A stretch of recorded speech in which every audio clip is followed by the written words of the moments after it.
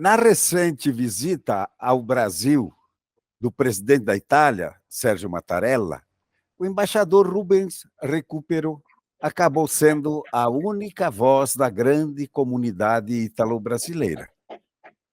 Em sua saudação, feita no Centro Brasileiro de Relações Internacionais, no Rio de Janeiro, o embaixador observou que existe no Brasil um capital imenso de afeto, de boa vontade em relação à Itália, e sugeriu maior aproveitamento por parte da Itália, naturalmente, do grande potencial que isso representa. Nós procuramos o embaixador para falar um pouco mais sobre isso e agradecemos o seu assentimento e a pronta acolhida ao nosso pedido de entrevista. Boa tarde, doutor Recupero.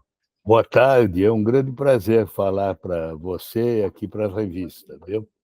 Antes de mais nada, doutor, o senhor se coloca, como todos nós, ítalo-descendentes, como um fruto, uma consequência dessa grande diáspora italiana.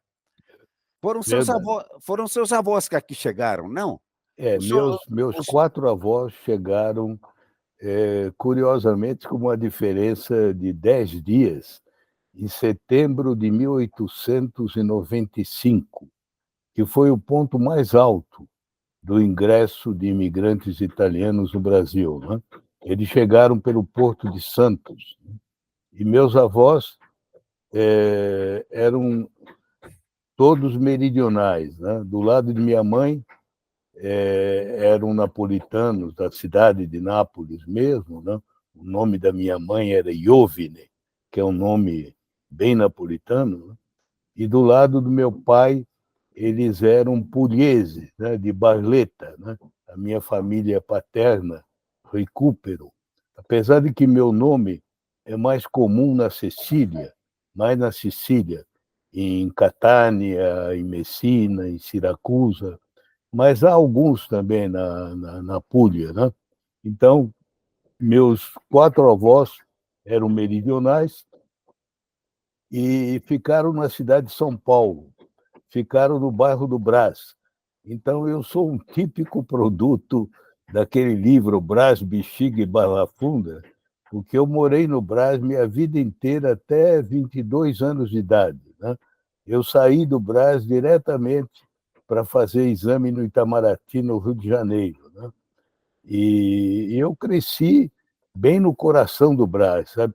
Eu fui batizado na Igreja do Bom Jesus do Brás, estudei no grupo escolar Romão Pulgari, enfim, bem no coração do bairro do Brás, né? Que hoje já não existe mais, né? Mas no tempo em que eu nasci em 37, portanto, eu era menino no começo dos anos 40, né? Nessa época ainda havia uma presença muito forte italiana no bairro do Brás, né? Hoje, em grande parte, essa presença desapareceu, porque, como você sabe, o bairro se tornou um centro de comércio de roupas, né? Agora, há uma comunidade ainda que é próxima da minha, né? Que é aquela que faz todos os anos a festa de São Vito Mártire, né? Eles são pugliesi de Polignano a Mare e moram todos em torno perto do mercado municipal, né? Na rua Santa Rosa, nessa zona. Eles têm até uma igreja, né? De São Vito Mártire, né? E eles conservaram. São dos raros grupos italianos que não desapareceram, né? Que ainda mantêm as festas de igreja, né? Existem alguns, né? No Brás tem da Nossa Senhora e no tem na Moca São Genaro, tem também a festa da Madonna de Casalucci, e tem no Bexiga, como você sabe, a Madonna de Aqueropita, né? Que é mais dos calabreses, né? São sempre festas muito prestigiadas aí todo ano na comunidade italiana, né? A primeira língua sua, então, não foi o português, né? Foi o dialeto, não? Olha, em minha casa, na verdade, falava-se mais português com os meninos, né? Com as crianças, Já minhas tias, minha mãe, falavam em napolitano, né? Mas entre eles era um napolitano, digamos, mais acessível, né? Não era o napolitano estrito, né? Que, como Sim. você sabe, é de difícil compreensão, né? Já na própria família de meu pai, eles não falavam mais os dialetos da Puglia, porque eram dialetos muito complicados. Eu não sei se você já ouviu alguma vez, mas eu, uma vez, quando eu era o ministro da Fazenda, eu fui visitar de novo a festa de São Vito, né? E havia várias pessoas lá que tinham vindo de Polignano ainda, né? Que vinham depois da guerra. E é curioso, quando eles falam, parece grego, não é uma língua é muito diferente, não soa como o italiano normal, né? É bem diferente. Né? Pois se o senhor me permite, eu vou entrar então ali entrar no nosso assunto. No assunto, né? Eu teria uma curiosidade de saber o que motivou o senhor a fazer aquela observação ao presidente Mattarella. Olha, eu vou te dizer o seguinte, eu sempre tive essa impressão. Você sabe que eu fui embaixador do Brasil em Roma, né? Aliás, uma coincidência curiosa, né? Eu me tornei embaixador lá exatamente um século depois do desembarque de meus avós no Brasil, que eles chegaram em 1895 e eu me tornei embaixador lá em 1995. Eu não fiquei muito tempo, porque enquanto eu estava lá, eu fui convidado para ser secretário-geral da UNCTAD, em Genebra, né? Que você sabe é uma organização muito importante da ONU, né? É o braço econômico e comercial da ONU. Né? E eu aceitei, fui para lá, fiquei quase 10 anos. Né?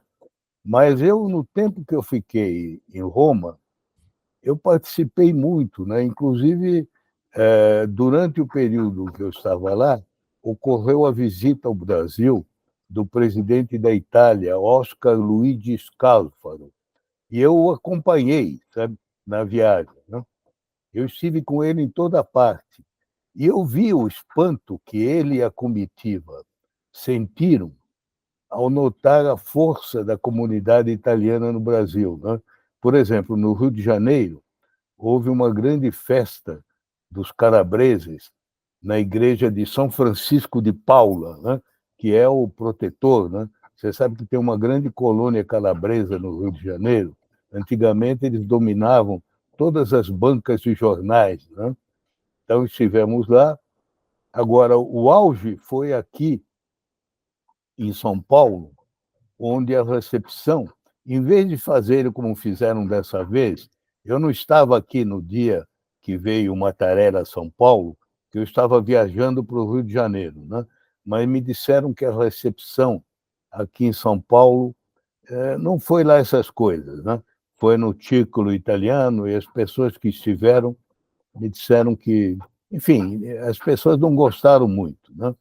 Agora, daquela vez que veio o presidente Scalfaro, foi uma coisa muito bonita, porque foi no ginásio coberto do Palestra Itália, né? E vieram ônibus e ônibus de descendentes do Rio Grande do Sul, de Santa Catarina, do Paraná, até do Espírito Santo, sabe? O salão estava cheio, porque lá é um lugar de milhares de pessoas, né? E eu estava no palco, junto com o presidente Scalfaro, né? E ele ficou assombrado, porque era um mar de gente, sabe? E você não faz ideia, viu? Na frente de cada grupo, todo organizado, tinha o tema, né? O escudo da comuna. Começava com o Val d'Aosta, passava por praticamente quase todas as comunas do Vêneto. Você sabe que os vênetos são maioria no Brasil, né? Sim. Quase que não havia uma comuna do Vêneto que não estava representada. Ia descendo, né? E esse grupo, eu mesmo devo dizer a você que eu nunca tinha imaginado, né? Porque são essas comunidades que vivem no Rio Grande do Sul, em Santa Catarina, que conservaram melhor os costumes tradicionais, né? Você sabe que todos cantaram o hino italiano, né? O hino degli italiani, e depois cantaram o Va Pensiero. O presidente estava comovido, sabe, de ver aquilo, era uma coisa. Mas uma das conclusões que eu tive é que eles não faziam ideia, compreende? Uhum. Porque depois, quando eu voltei, eu fui verificar, eu conversei com as pessoas, e eu notei o seguinte: os italianos, em média, eles sabem da importância da comunidade italiana nos Estados Unidos, na Argentina, até na Austrália, né? Na Austrália e no Canadá, mas não no Brasil. Quer dizer, sabem que tem italianos no Brasil, mas não fazem ideia, né? Que é uma comunidade muito pujante, né? Não só em número, mas, como você sabe, os italianos estão presentes em toda a nossa história, né? Na literatura, as artes plásticas, né? Teve um período que quase todos os grandes pintores, até o Alfredo Volpi, né, você sabe, foi nascido na Toscana, né? Havia a presença italiana é imensa, né? Na agricultura, na indústria. Não há um setor da vida brasileira que não haja uma presença iminente, né? E eles não fazem ideia disso, compreende? Então, foi isso que motivou, em parte. E também, em parte, um amigo meu, que chama Alessandro Lombardo, é um italiano atual, recente, jovem, que veio para o Brasil e está construindo uma grande empresa aqui nesse campo da inteligência artificial, sabe? Ele é o líder nessa área, comprou agora uma enorme área aqui em São Bernardo do Campo, né? E ele, um pouco antes da reunião, no dia anterior, eu jantei na casa dele. E ele me disse: olha, eu peço que você diga ao presidente que é incrível que os italianos não saibam as oportunidades que há no Brasil, né? Eu aqui tive um êxito enorme e outros poderão vir como eu, né? Mas eles não sabem, né? Eu, então, já estava decidido, eu reforcei e disse isso a eles, né? E o que você disse na introdução é verdade, viu? Você sabe, eu fui embaixador do Brasil nos Estados Unidos, né? Eu até contei isso ao presidente. No tempo que eu estava lá, todo ano, eles me convidavam para o banquete anual da Sociedade Ítalo-Americana. Eles me convidavam não como brasileiro, mas como ítalo-brasileiro, né? E eu ia à reunião, e às vezes, uma vez estava o Frank Sinatra, Sofia Loren, né? Agora, uma coisa que me impressionava muito é que eles tinham uma atitude meio apologética, né? Porque você sabe que a visão tradicional do italiano nos Estados Unidos, hoje em dia mudou, mas no passado não era muito favorável, né? Porque houve aqueles problemas, né, da máfia, né, do, do, do crime organizado, tanto assim que os italianos lá chegaram a fundar uma sociedade que chama a Sociedade Antidifamação, para melhorar a imagem, né? Então, eu disse ao presidente Mattarella: aqui no Brasil não tem nada disso, nunca houve, né? Nada, nenhuma participação italiana na vida criminal de criminalidade, né? Aqui, a opinião que existe sobre a Itália é uniformemente positiva, né? Aqui se admira a Itália pela beleza, pela arte, pela cultura, pela moda, pela culinária, né? Quer dizer, é o lugar ideal para a Itália semear. E, no entanto, os italianos não aproveitam, né? Não aproveitam. Exatamente, doutor Recupero. Na verdade, o senhor já fez uma pequena observação aí a respeito da diferença da recepção que houve com o antigo presidente. Também eu acrescentaria, quando veio no ano 2000 aqui o Ciampi, né? Houve uma grande festa, veio gente do Brasil inteiro para o Círculo Italiano de São Paulo, e dessa vez, na verdade, houve algumas reclamações. Eu já tive sondando algumas pessoas pessoas por aí, fizemos até uma quatro-chiacchiera esses Sei. dias aí, o pessoal disse que foi muito rápido, questão É. de 15 minutos, não deram oportunidade para as pessoas falarem, se externarem, né? E, no entanto, ele ficou uma semana inteira por aqui. O senhor poderia, apesar disso, obviamente houve aspectos muito positivos dessa visita, o senhor poderia fazer uma avaliação dessa visita do presidente nesses 150 anos que estamos aqui, doutora? Olha, eu acho que houve aspectos muito positivos, né. Por exemplo, a ida dele ao Rio Grande do Sul, né, eu achei muito importante esse gesto, que afinal de contas você sabe tão bem como eu, que o Rio Grande é um estado de forte implantação italiana, né.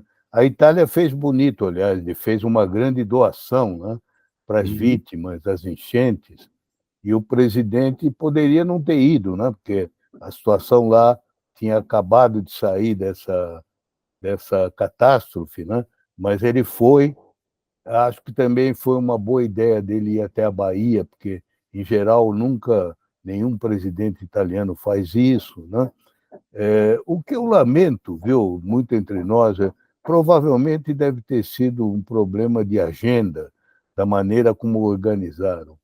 É que eu acho que eles não deram oportunidade para um encontro com os italianos que não são apenas a elite, né, porque eu acho que esse é um problema que tem aqui, sabe. Uma vez, há muitos anos atrás, o diretor de um instituto de cultura italiana aqui, não sei se chegou a conhecer, era um que chamava De Gasperis, Hum, parecia o nome do primeiro-ministro, exato. mas ele não tinha nada que ver com isso, né. Uhum. Uma vez ele me confidenciou, ele me disse: "Olha, eu fiquei um pouco decepcionado aqui, porque aqui você encontra descendentes de italiano em toda parte, até na feira livre, né, os vendedores de feira livre, mas a Itália oficial só prestigia os aristocratas, os os mais ricos, os mais ilustres, que é claro, é interessante, mas esquece toda essa multidão, que a maioria, como você sabe, é gente comum, né, é gente que trabalha, né. Eu acho que aí é que está o problema, viu. Inclusive eu acho que a raiz dos problemas que nós temos na nossa comunidade aqui, porque você sabe, eu me sinto muito ligado à Itália, né. Para mim, a Itália não é um país estrangeiro, né. É claro, eu sou brasileiro, como nós todos, né, mas eu sou cidadão italiano, eu voto nas eleições, né, eu acompanho o que acontece lá. As alegrias italianas são as minhas alegrias, as tristezas me entristecem, né. As derrotas da Itália me entristecem, né. Eu me lembro as minhas velhas tias, né, que quando havia a Copa do Mundo, Brasil e Itália, diziam assim: "Para quem que nós vamos torcer? Para a Itália ou para o Brasil?", É né. sempre o dilema, né? Porque se sentiam muito divididas, né. Aham. Então, eu me sinto muito ligado. Agora eu tenho pena, viu, porque eu acho que a nossa comunidade aqui, que é muito grande, ela tem pouco sentido comunitário. Você vê um exemplo, né? Aqui em São Paulo, você tem o Hospital Sírio-Libanês, o Hospital Israelita Albert Einstein, tem um hospital alemão, tem o Hospital dos Japoneses, tem a Beneficência Portuguesa, mas não tem mais o Hospital Matarazzo, Entendi. né? Como é que os italianos, nós todos deixamos morrer o Hospital Matarazzo, né? Então é uma coisa que me preocupa, sabe, porque eu acho o seguinte: devia-se fazer um esforço, sobretudo para manter viva a ideia do vínculo com a Itália, porque eu noto que hoje em dia, você deve notar isso também, né, tem muita gente no Brasil que até se orgulha de ter um nome italiano, sabe que é italiano, mas não sabe mais nem de onde vieram, né, os antepassados, não conhece nada da geografia, né, da história da Itália, né. Eu acho que nós deveríamos ter um esforço para combater isso. E, sabe, eu te vou contar até a minha própria experiência, sabe? Eu aqui em São Paulo sou o presidente honorário da Japan House, a Casa do Japão. Os Uhum. japoneses me convidaram quando iam fundar a Japan House. A Japan House é uma iniciativa que o Japão só tomou em 3 lugares do mundo: São Paulo, Los Angeles e Londres, né? E é na Avenida Paulista, logo no começo da Avenida Paulista. É uma entidade fantástica, porque todo dia que você vai lá, no sábado, tem que fazer fila para entrar, viu? Porque tem tudo, tem restaurante japonês, tem café japonesa, tem lojas japonesas, né? Tem exposições de todo tipo, para todas as idades. É uma beleza, entende? Nenhum país faz nada comparável aos japoneses. Viu? Agora, eu com isso, como eu estou lá há muito tempo, e eu me envolvi muito naquilo, os japoneses praticamente me adotaram, né? Uhum. Então, agora mesmo, eles me convidaram, no mês de outubro, vai haver no Japão a grande convenção que eles fazem de todos os Nikkeis, né, os descendentes japoneses do mundo inteiro. E me convidaram para fazer o discurso principal da abertura. Né? Ah, agora, eles também me convidaram que, quando eu estivesse lá, você vê como eles têm essa visão que nós não temos, né? Porque aqui em São Paulo, a Japan House é o governo japonês, mas quem organiza a comunidade, os japoneses têm uma organização maravilhosa, sabe?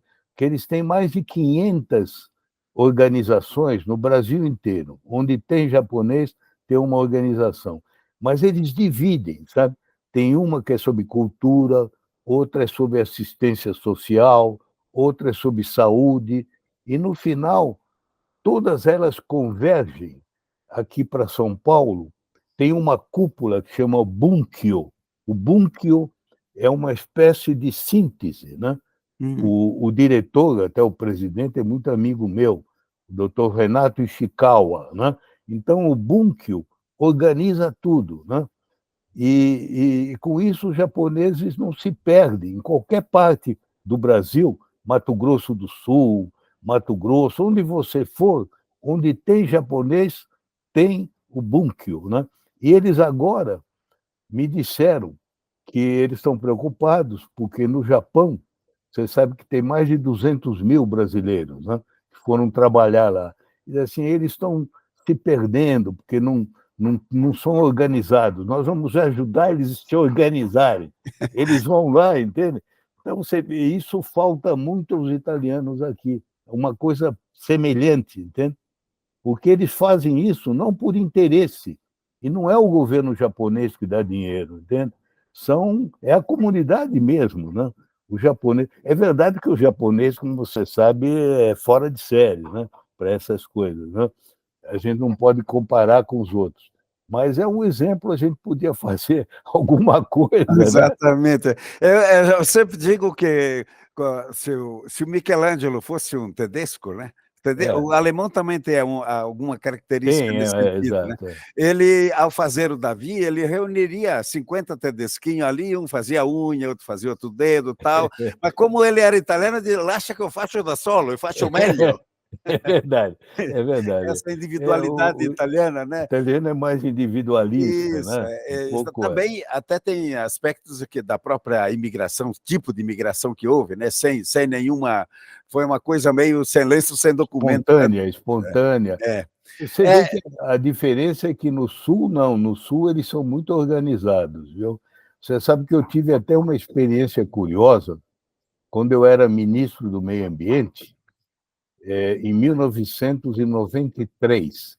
Eu fiz uma viagem no oeste do Paraná e de Santa Catarina, que havia problemas lá problemas ambientais com a suinocultura. E, num determinado momento, eu tive um encontro com os prefeitos de todas aquelas cidadezinhas. E eles eram todos vênetos, sabe? Todos. E eles falavam aquele italiano, dialeto que eles inventaram, o taliano, né? italiano, Você sabe que o italiano é uma espécie de esperanto, porque que mistura os vários dialetos vênetos, né? Você sabe que, numa certa hora, eu achei mais fácil falar com eles em italiano do que em português, né? É, Que é uma coisa extraordinária, né?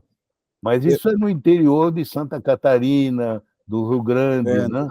Você existe. sabe que, há anos atrás, o futuro Papa João Paulo I, aquele que morreu cedo, né, se Uhum. lembra? Papa Ele, Sorriso, ele antes de ser Papa, ele foi patriarca de Venezia, ele chamava Cardeal Luciani, né? Luciano. E ele fez uma visita ao Rio Grande do Sul e a Santa Catarina, e ele escreveu uma série de artigos para o jornal de Venezia, de Veneza, né? E nesses artigos ele dizia da surpresa dele de ter encontrado nesses lugares comunidades que falavam dialetos vênetos e conservavam os hinos de igreja que tinham desaparecido inteiramente da Venécia há mais de 100 anos, né?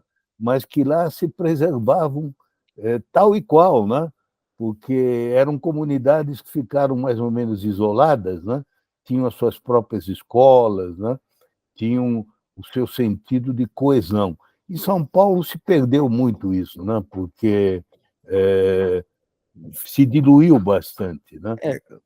O centro urbano maior sempre leva a isso, né? Aliás, o senhor falou do Papa Luciani, o Papa Sorriso, ele tem parentes aqui em Jaraguá do Sul, né? Ele tem parentes aqui que, inclusive, foram numa Sagração canonização, dele, é? a beatificação dele, Eu foram não lá agora. sabia, isso eu É, não sabia. tem Jaraguá do Sul, é? Jaraguá do Sul, tem por exemplo, a Iria Tancon, ela até é agente consular na região lá, ela Sei. é parente direto do Papa. Isso eu não sabia, tá Eles vendo? até fizeram uma queseta lá, que lembra aquelas igrejas alpinas, né? Aliás, É, chamam-na de queseta alpina, é. que dedicaram ao Papa Ah, Luciani, é? é o Papa Ah, Sorriso. eu fico contente de saber isso, viu? Porque eu acho que todas essas manifestações de sobrevivência enriquecem, inclusive, o patrimônio do Brasil, né? Porque tornam mais diversificado, né? Hum. Mais rico, né? Mais diverso, né? Mas Eu acho que nós temos que fazer um esforço, viu? E pena eu me sinto, às vezes, é por causa da idade, já não tenho tanto essa energia, mas eu gostaria de ajudar que as pessoas conhecessem um pouco as suas origens, né?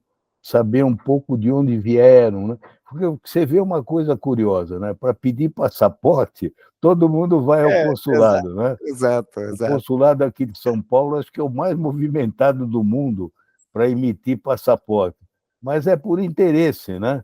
Eles exato. não fazem outro esforço de aprender a língua, né? De aprender um pouco da história, da cultura, né?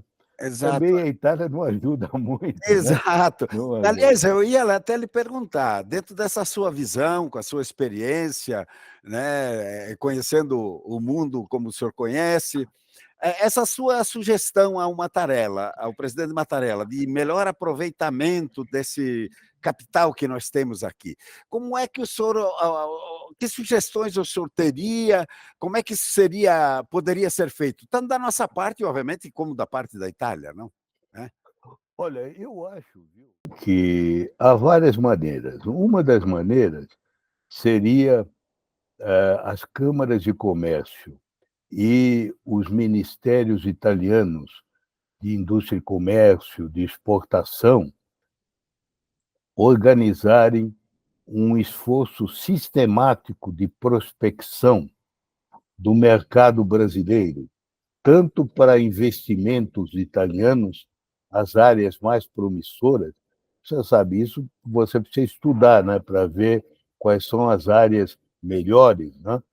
E para uma promoção mais sistemática dos produtos italianos, né? Não só os produtos tradicionais que já estão dentro do nosso gosto, né? Mas procurar também exportar. Eles têm máquinas, tem uma opção de coisas, né? Você vê, a prova de que o que eu disse a ele não era um exagero. Você sabe que eu recebi várias mensagens de pessoas que me escreveram, depois que você colocou, inclusive, aquele texto do discurso, né? Um deles era um italiano que está aposentado no Rio de Janeiro, onde ele foi diretor de bancos italianos durante muito tempo. Ele tem quase a minha idade, acho que 85, 86 anos. E ele dizia, olha, eu fiquei contente porque foi a primeira vez que eu ouvi alguém dizer o que eu sentia a cada momento, porque no tempo que eu estava aqui, como representante dos bancos, eu tentava interessá-los em investir no Brasil, mas na Itália eles se interessavam mais por outros países, até pela Argentina, eles assim, incrível, se interessavam mais pela Argentina com todos os problemas que a Argentina tinha, né? E menosprezavam as oportunidades do Brasil. Então, eu acho que um primeiro esforço seria o próprio governo italiano se tomar consciência de que está perdendo grandes oportunidades, né? Não aproveitar melhor. Você sabe, esse capital de boa vontade não vem só de nós que somos ligados à Itália. Os brasileiros, em geral, têm muita simpatia pela Itália, né? Você sabe, mesmo os que não têm nenhuma ligação de família, a imagem da Itália é positiva, né? Todo mundo gosta das coisas italianas. Então, você não precisa fazer um esforço enorme, né? Como os coreanos e outros, né? Você tem que se tornar conhecido, né? Você tem que aproveitar isso, né? Agora, uma outra coisa que eu acho é que a política cultural deles é muito errada, entende? Porque eles continuam com um modelo que é um modelo que não funciona mais. Esse Instituto de Cultura tem é uma iniciativa louvável, mas você sabe tão bem como eu que ele não alcança a comunidade brasileira, né? Quem frequenta as iniciativas do Instituto são sempre as mesmas pessoas, né? E é um pequeno grupo, né? Já houve uma época no passado, né? Por exemplo, a Itália teve aqui um grande adido, o Eduardo Bizzarri, que foi um adido cultural que traduziu Guimarães Rosa, né? Mas o que eles precisavam ter aqui era um sistema mais ágil, mais dinâmico de ensino da língua, né? Inclusive com cursos de correspondência, cursos à distância, que hoje em dia é fácil, né? Os meios digitais, se você tiver uma boa didática, você pode lançar programas que praticamente não custam nada, né? Para ensinar as pessoas, primeiro, os rudimentos da língua, né? Depois, pouco a pouco, junto com a língua, você vai falando da história da Itália, da geografia da Itália, da cultura da Itália. Então, eu acho que falta isso. Você vê, por exemplo, esse exemplo que eu te contei dos japoneses. Os japoneses têm a Japan House. Você sabe que ela está aberta há 7 anos, já teve mais de 3 milhões e 500 mil visitantes. 3 milhões e 500 mil visitantes. É claro que custa algum dinheiro, porque o governo japonês tem que pagar o aluguel, né? Pagar aquilo tudo, mas é um dinheiro muito bem gasto, porque o que é devolvido em publicidade pela televisão, pelos jornais, é muitas vezes esse valor que eles gastam aqui. Então, eu acho que o que falta é um esforço bem direcionado, e direcionado com uma linguagem moderna. Não adianta você querer fazer um curso só aqui na Avenida Higienópolis, né? Que as pessoas não vão. Agora, se você fizer pela internet com um modelo dinâmico, né? É, você sabe que tem hoje em dia métodos maravilhosos, né? De ensinar a língua. Então, eu acho que é esse tipo de coisa que faz falta, entende? Que eu acho que o governo italiano podia fazer. E aí sim tentar organizar aqui uma entidade de recepção disso, né? Entre todos aqueles que se preocupam, né? Com essas questões, né? Pois é, doutor Recupero. Aliás, sobre essa questão da língua e da cultura, eu tenho algumas outras observações a fazer. Se o senhor permitir, é claro. Não, não, eu com o maior prazer, eu Ótimo, gostaria de ouvir, ótimo, né? então.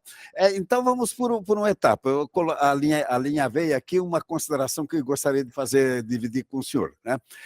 No seio da comunidade italo-brasileira, existem muitas críticas à Itália, Certo. mesmo por nós italianos, sabe É, disso, no tocante ao reconhecimento da cidadania por direito de sangue, né? certo. Essas filas bíblicas que existem aí, É, que todo mundo fala que são monstruosas, etc. Tal. As pessoas, nós mesmos aqui na ICM temos experiência disso, assinam uma revista, porque ela é bilíngue, italiano e é, português, mas chega um momento e diz, olha, não quero mais saber de ICM, não me mande mais a ICM, nem de graça, eu não quero mais. Aquele amor atávico que existia se certo, transforma em ódio quando ele bate nas portas e não é atendido, muitas vezes certo. não para instrumentalizar o seu É, passaporte, como falamos, como tem muita gente que faz e falamos anteriormente, mas aquilo representa o quê? Uma religação, uma busca da própria é identidade, um verdade. complemento, né? É, dentro das suas considerações ao Mattarella, o senhor incluiria também essa questão? Quer dizer, a ser mais receptivo nessa área? Não, eu acho que você tem razão, viu? Eu devo te dizer que eu acho que o consulado aqui faz um esforço grande, né? Porque você sabe que o volume de demanda é muito grande, né? Eu posso te dizer isso que a minha nora, que é italiana, trabalha no consulado. Ela não trabalha nessa parte de passaportes, né? Ela se ocupa mais de dar assistência a italianos presos, essas coisas, né? Mas eu sei que o consulado aqui tem feito um esforço, mas é de fato difícil, né, atender, porque talvez um dos problemas que existe é que existem poucos consulados, teria que ter um número maior para não convergir tudo para São Paulo, né? Você sabe, há poucos consulados no Brasil que podem manejar essas questões de nacionalidade, né? Então, eu acho que o governo italiano deveria planejar melhor isso, né? Um segundo ponto que eu acho, sabe, é que na hora que a pessoa pedisse o passaporte, não é que você devesse dificultar, mas você deveria dizer: olha, eu fico muito contente que você queira ter nacionalidade italiana, mas eu espero que não seja apenas por um interesse de poder ir aos Estados Unidos sem pedir visto, ou para morar na União Europeia, né? Então, eu gostaria que você ficasse vinculado, procurasse se informar melhor sobre a Itália, né? Eu não vou te obrigar a isso, né? Mas uma das maneiras seria, por exemplo, através da revista, né? Ou através de outros meios, né? Em que você pudesse fornecer informações, né? Para as pessoas das diversas comunas, de onde vieram, o que era a Venécia naquela época, né? No século XIX, por que houve aquela imigração, né? Explicar um pouco as raízes, né, de todo esse fenômeno histórico, né? Para não ser uma coisa puramente de repartição burocrática, né? Você vem, traz os papéis, está tudo bem, está aqui o carimbo, está aqui o passaporte, tchau, daqui 10 anos você aparece de novo para renovar, né? Eu acho que teria que ter um esforço sem obrigar ninguém, compreende? É claro, porque Certo. alguns quererão, outros não, mas demonstrar interesse de que eles participem. Porque, sabe, uma impressão também que eu tenho, viu, que a gente tem que ser justo, né, é que, em parte, essa reação da Itália aconteceu por causa do nosso passado, né? Você sabe que, na época da guerra, houve uma reação nacionalista, na época da ditadura aqui do Estado Novo, né, contra os italianos, os alemães e os japoneses, né? Eu sei porque eu nasci em 37, e eu me lembro ainda quando eu era menino, que na minha casa se dizia para tomar cuidado de não falar italiano na rua, né, que era mal visto, né? Alguns diziam até que era proibido, e houve muita violência, né, Você viu, no Rio Grande do Sul, as cidades tiveram que mudar de nome, né? Flores da Cunha chamava Nova Trento, né? E outras cidades tiveram que abandonar o nome. O próprio Palestra Itália, né? Eu acho que aquilo foi um erro do governo brasileiro, né? Um erro nascido de insegurança, né? Porque o fato de você valorizar as suas raízes não significa que você seja menos brasileiro do que os outros, né? Apenas você está honrando os teus antepassados, a tua família, né? A tua origem, né? Mas não é que você não tenha apreço pelos que não têm essa origem, que tenham... Então, eu acho que a Itália se retraiu, e acho que provavelmente a Alemanha também, né? Os japoneses, eu não noto isso, viu? Mas acho que eles ficaram com medo de serem acusados, né? E que queriam usar. Você sabe que na época houve, de fato, né? Em alguns lugares havia fascistas, nazistas entre os alemães, né? Houve episódios isolados. Os próprios japoneses houve coisas mais graves, né? Eles tiveram uma sociedade secreta chamada Shindo-Remei, né? Que assassinava os japoneses que admitiam de público que o Japão tinha perdido a guerra, porque eles tinham aquele mito, né, que o Japão era invencível, né? Então, mas são todas águas passadas, né? Isso aconteceu 80 anos atrás, né? Então, eu acho que isso deve ter ficado um pouco, embora ninguém fale disso, viu? Eu acho que isso inibiu a política oficial, Pois né? é, doutor Recupero, eu sempre digo, eu lembro disso, em 1994, teve um encontro no Parlatino, Parlatino em São Paulo, o senhor participou lá, era integrante do governo. Pelo menos que tenho notícia, foi o senhor que fez o único meia-culpa conhecido aí em nome do governo, por aquela fase em que se proibia Ali, ensinar línguas estrangeiras, etc. Tal. E o senhor, inclusive, colocava que riqueza isso seria hoje no é, mundo globalizado, né? é verdade. Aí, então, eu colocaria o seguinte, com essa sua visão, hoje, quando se discute mudança na lei da cidadania, que estamos discutindo agora, inclusive, está no parlamento um projeto de lei, onde um dos ingredientes colocados é exatamente esse da língua, né? A pessoa tem que É, conhecer, etc. Tal, né? Aí você tem esse passado nosso, que obviamente o senhor já abordou, mas temos também uma realidade aqui daqueles que sobreviveram. Hoje nós temos um movimento muito forte, como o senhor mesmo citou, o Talian. As pessoas, por exemplo, em Curitiba, na Dante Alighieri de Curitiba, fazem um esforço muito grande para lotar uma sala de aula de alunos para aprender o italiano. sei, Eles estão ensinando a língua dos imigrantes, o Talian. Na, sei. na universidade, inclusive, e abrem 300 vagas e lotam essas 300 vagas e fica mais uma fila para atender no próximo ano. Quer dizer, o Talian, que hoje o senhor mesmo foi testemunha, a gente vê todo dia empresários vindo da Itália para cá, hoje, com aquele dialeto centenário, ainda se É. entendem. Ele não seria suficiente para uma prova de apego à cultura, de vinculação italiana? Como é que o senhor vê isso? Olha, eu acho que esse é um bom começo, mas é preciso expandir as informações, né? É preciso que as pessoas partam da origem da imigração, mas passem a compreender o que é a Itália moderna, você entende? Essa que é a diferença, né? Porque nós que somos de origem italiana, muitas vezes conservamos as nossas famílias a imagem de uma Itália que não existe mais, né? Exato. A Itália de onde vieram os nossos avós, os nossos pais, às vezes, né? Hoje em dia, a Itália é um país moderno, né? Dinâmico, né? Isso, por exemplo, é a característica que eu lhe falei da Japan House.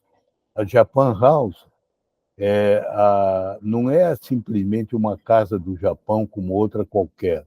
Tanto assim que, curiosamente, quando eles criaram a Japan House, as pessoas disseram, mas não vai ter aquelas meninas vestidas de geishas, né? Eu disse, não, não, isso é o Japão tradicional. Aqui nós queremos mostrar o Japão da alta tecnologia, o Japão da informática, o Japão da robótica, né? que é o Japão de hoje, né?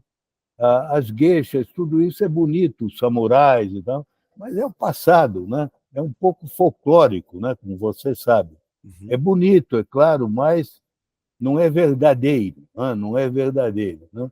Então, eu acho que é isso que falta, de mostrar às pessoas o que é a Itália moderna. A Itália moderna não é aquele país atrasado em que havia muitos analfabetos, né, dos nossos antepassados, né? É um país, a gente sabe, né, que tem seus problemas, é claro, como todos, né? Mas é um país extraordinário da União Europeia, é um dos membros do grupo dos sete, né? O maior grupo das economias do mundo, né? Então, é isso que eu acho que fica faltando, que a Itália mostre o que ela tem de melhor em termos modernos, não só tradicionais, compreende? Então, eu acho que é bom a gente ter esse orgulho da imigração, mas a partir daí atualizar a informação, né? Você sabe que, por exemplo, quando eu era embaixador lá, e eu comentava com as pessoas que aqui mais de 50% da comunidade italiana é de origem vêneta, eles não acreditavam, porque você sabe que hoje ninguém imigra de lá, porque lá não tem desemprego. Você sabe que a Venécia, as três, a Tridentina, né? a, a de Trento, a Giulia e a Venécia propriamente dita, constitua uma das regiões mais prósperas da Europa Ocidental, né? Mas só que em 1870 não era assim, entende? Não é verdade? Era exatamente o contrário, né? Então tem que mostrar, né, o que houve essa grande mudança, entende? Aliás, o senhor observou isso bem no final do seu discurso, o senhor observou isso para o presidente Mattarella, né? É, Atualizar, partindo desse grande capital, desse grande é, orgulho italiano, etc., atualizar essa questão, né? Aliás, exatamente. doutor Recupero, eu queria fazer uma observação aqui, o embaixador, seu colega embaixador anterior da Itália no Brasil, era o Francesco Azzarello. Ele, no final, ali, numa entrevista que deu à Insieme, ele até chegou a pedir desculpas em nome do governo italiano, à comunidade numerosa ítalo-brasileira, pelas deficiências de serviços consulares, etc., tal, porque ele reconhecia, de certa forma, que, de fato, a Itália estava devendo alguma coisa para nós, aqui nessa questão. Mas acontece que a gente vê que não é só isso, há um certo obstrucionismo. Nós vimos aí a dificuldade na questão da grande imigração italiana, aquela tese de alijar todo mundo do processo, É, que gerou uma celeuma muito grande, etc. Tal, né? Desculpe eu voltar a insistir nesta questão, né? Porque, na verdade, é uma questão que está no ar todo dia, toda hora, etc. O pessoal, quer dizer, as famílias, alguns conseguiram, então o resto das famílias está na fila. E agora tem que esperar 10, 12, 15 anos, ou ir para a justiça na Itália, onde também chegaram até a criminalizar certos procedimentos de brasileiros que, como o senhor diz, nós não temos a fama, esse conceito de que tem é, nos Estados Unidos, mas temos também aí a imprensa italiana volta e meia está esculachando com nós brasileiros, com o nosso orgulho brasileiro, o pessoal que vai lá tentar fazer processo de reconhecimento da cidadania, falsas residências, isso tudo.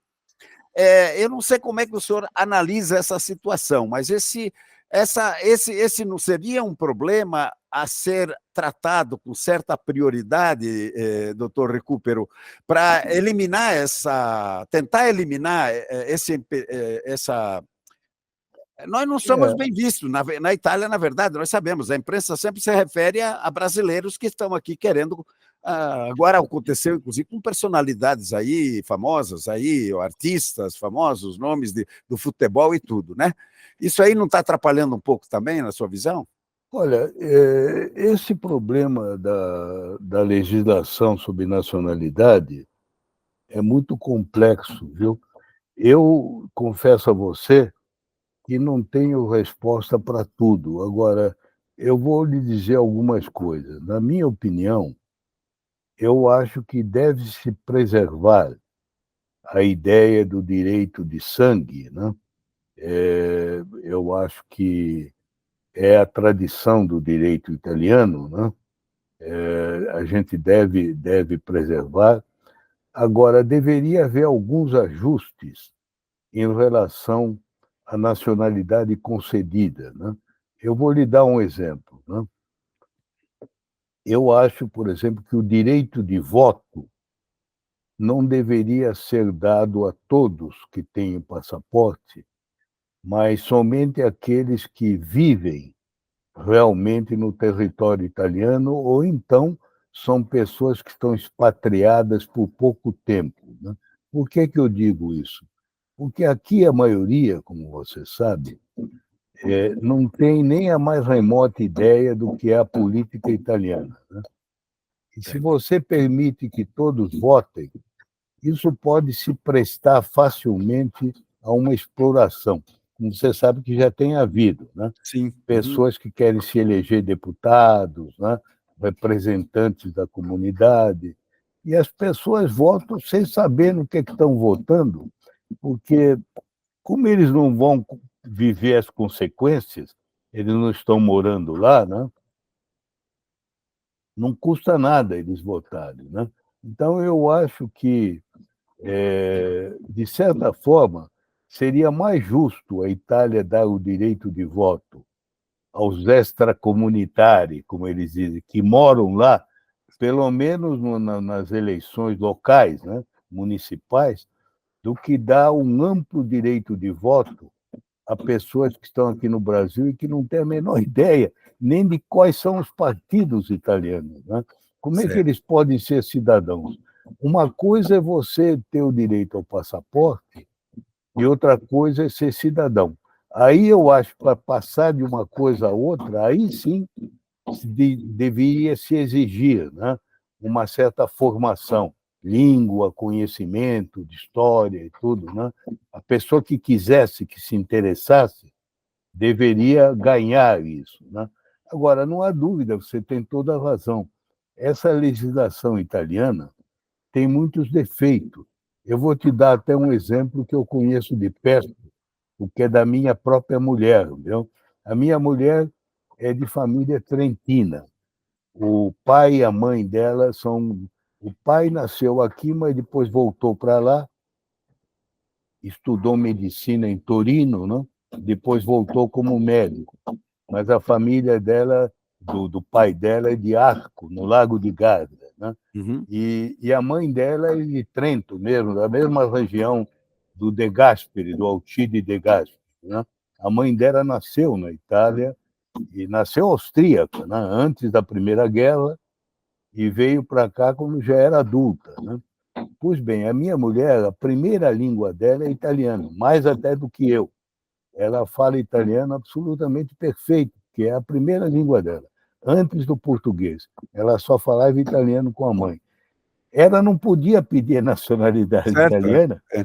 porque você sabe que os trentinos e os triestinos, pelo Tratado de San Saint-Germain. Germano, É. tinham que optar durante um ano, e a maioria dos que estavam aqui no Brasil não optou, né?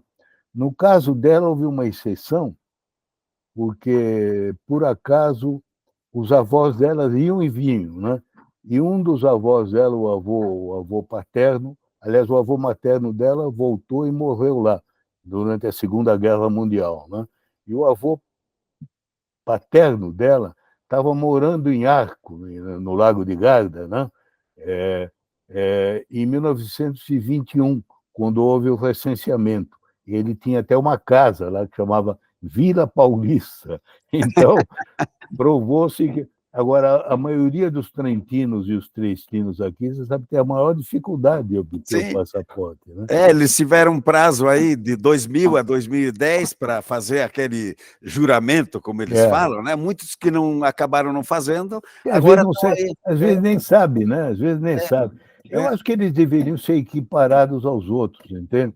Porque você sabe, quem é de cultura italiana não pode querer ser austríaco, porque os austríacos nem aceitariam, né? Nem Exatamente. aceitariam. Você não fala alemão, né? Então, como vai ser, Auxílio? Essa é uma das coisas que estão aí para ser resolvidas, né? Pois doutor Recupero, aí vem uma questão. Dias atrás, aliás, dias atrás não, foi no ano passado, né? O vice-reitor da Universidade La Sapienza de Roma, eu até fiz uma entrevista com ele, o doutor Raffaele Marchetti, ele levantou uma tese aí, ele disse que a Itália está na hora de se decidir se ela quer continuar a ser uma nação, um país peninsular, lá, limitada à sua bota, etc., tal, que tem cada vez menos gente, né? Está com menos de Sabe que 60 pela milhões. previsão da ONU, eles vão chegar ao fim do século com 30 milhões de habitantes. Pois é, ele toca exatamente nisso. E diz, ele deve optar, então, ela deve se decidir para ser uma nação diaspórica, assumir essa condição diaspórica. É claro que isso difícil, exige né? uma mudança conceitual, ampla, É. em todas as áreas, etc. Ele inclusive, arrisca dizer, de repente, a capital da Itália não vai ser mais Roma, vai ser São Paulo, né? Pois é, eu queria saber, do senhor, o que o senhor acha dessa tese de uma Itália diaspórica? Olha, em tese, ela é atrativa, né? É de difícil realização na prática, né? Eu acho que o mais provável que vai acontecer é que a Itália, embora muito a contragosto, vai ser obrigada, pouco a pouco, a adotar uma atitude mais aberta à imigração, né? Porque não vai ter escolha. É claro que é uma imigração complicada, porque vem, em geral, da África, né? De países de religião muçulmana, né? As pessoas reagem, né? Eu noto quando eu vou à Itália, às vezes até em cidades pequenas, você vê aqueles vendedores lá, senegaleses e todas, né? E às vezes eles são meio agressivos, né? E, como você sabe, há muito ressentimento contra eles, né? Porque o governo obriga a dar certos subsídios, né? Coisas assim, né? Existem exceções, né? Uma exceção é o Trentino, né? Sabe, o Trentino Alto Adige é uma região, a meu ver, ideal, apesar de eu mesmo ser meridional, né? Eu conheço bem lá, porque eu sempre vou com minha mulher visitar, porque ela tem parentes lá, né? Tem parentes próximos, né? E é uma região invejável, porque tem uma administração, talvez aí tenha sido o benefício da tradição austríaca, né? Dos Habsburgos, né? Tem uma grande tradição lá, que é mais organizada, mais disciplinada, né? E eles têm lá um sistema, quando eles recebem esses imigrantes, que eles têm uma escola em que eles ensinam a eles a língua, eles ensinam profissões, e depois eles encaminham para serem aproveitados. Então, eles têm tido uma experiência que é bem superior ao do resto da península, né? Então, eu acho que a Itália, como um todo, vai ter que, pouco a pouco, seguir esse caminho, né? Vai se tornar um país cada vez com maior contribuição de imigrantes. Inclusive, como você sabe, há muitos brasileiros de origem italiana que estão morando lá, né? Nós temos até um parente da família dela que agora voltou lá, tá, Trentino, voltou de novo, né? Então, uma vez eu ouvi um ex-governador do Espírito Santo me contou que havia uma determinada comuna no Vêneto, eu não me lembro mais qual era, em que todo o concílio municipal era formado de capixabas, de antigos espíritos santenses que voltaram para lá e que estavam integrados, né? Tanto que eles formavam o conselho municipal do lugar. A Câmara de Vereadores deles. Você sabe, o movimento de imigração no mundo é assim, antigamente a América era terra de promissão. Agora, quem sabe se no futuro não vai ser a Itália, Não né? vai ser E a as Itália. pessoas vão querer, né, para O, povoar a Itália de o novo. senhor falando nos Vênetos, aí o atual governador do Vêneto, o Luca Zaia, Ele tem um avô que é paulista, né? Então, você vê. Não, eu acho que isso, viu, vai acontecer cada vez mais, porque você vê que hoje tem, não sei, acho que 4 ou 5 milhões de brasileiros que moram fora do Brasil, né? Porque o Brasil acabou ficando com uma população grande, né? E nos últimos anos não tem tido muito sucesso econômico, né? E muita gente vai embora, né? Você sabe que muitos vão para a Austrália, para o Canadá, por que não para a Itália, né? Aqueles que são, inclusive, de origem italiana. Eu acho que a Itália vai ter que aproveitar a gente assim, vindo do Brasil, da Argentina, de outros lugares, né? Que inclusive tem certa afinidade cultural, vamos dizer, mesmo com toda, Total, né? né? É muito mais fácil, né?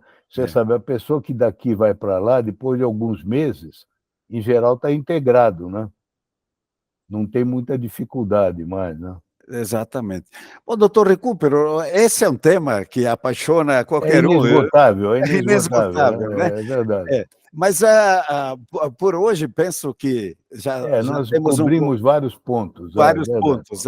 Eu deixaria livre a palavra para o senhor fazer suas considerações finais, aí, coisa que eu não juntei as pontas, não perguntei, que o senhor gostaria de falar. Por favor, voltemos ao tema ali, seu. Olha, Né? na verdade, não há muita coisa que tenha ficado, né? Sem dizer, apenas mais uma vez eu queria dizer a você que eu sinto uma certa pena de não haver um esforço maior também do nosso lado de manter viva essa chama da nossa origem, né? Porque eu repito mais uma vez, o fato de você se orgulhar da origem italiana, de falar a língua, de querer conhecer a história, não significa em nada que você é menos brasileiro por causa disso.